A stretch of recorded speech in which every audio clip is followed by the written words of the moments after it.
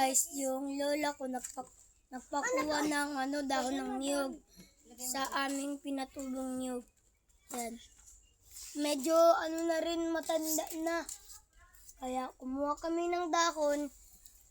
Tinanggal niya yung parang mga tinanggal-tanggal niya muna sa parang mga kahoy na nakakapit. Yung ganito. Yan, pakita ko sa inyo yan. Ito yun, dito nakaano kanina. Itong mga dahon. Kaya ito naman, yung gitna na to, ayan yung kinukuha niya. Tsaka yung mga dahon naman, di ko alam kung anong gagawin niya guys. Kaya ang tawag dito sa Bisaya, bagos. Bagos, walis tingting. Yan. Yung tatanggalin mo yung dito. Tanggalin mo mga dahon sa gilid-gilid. Tsaka kukuhain mo yung dito. Madaming pakinabang Ayan. ang Medyo madami na rin yung nakuha niya. At yan nagawa. mga nagawa niya. Dami na. Yan Wow. Ito. So, anong gagawin mo sa mga dahon, Mamila? So after ng siyempre basura. Pero usually, pwede itong dapat pang pakinabang nito, pwedeng ibalot ng suman. So ang niyog guys, napakaraming pakinabang. Pag sinabing may niyog, pwedeng kukulamber na gagamit sa construction. Kasi guys, nagtatanong yung apo ko kung ano ang gamit sa sabi ko, napakahalaga ang puno ng niyog. Mula sa puno, bunga, walis tingting, may pakinabang, di ba? So, shout out sa mayroong madaming puno ng niyog dyan guys.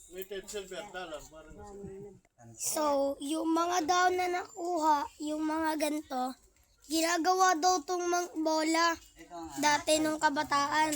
Oh, Pero, ayan, ginagawa nilang pabilog. Kaya, tsaka magagamit to sa ginagamit to sa hanging rice, puso ba? Puso sa Bisaya, lukay. Yan, madaming kagamitan to, hindi. Wala. Hindi to. so, Ito yung kung naabutan nilang. Sa bagay, naabutan mo pa kasi. Kano ng ginto niyo ngayon?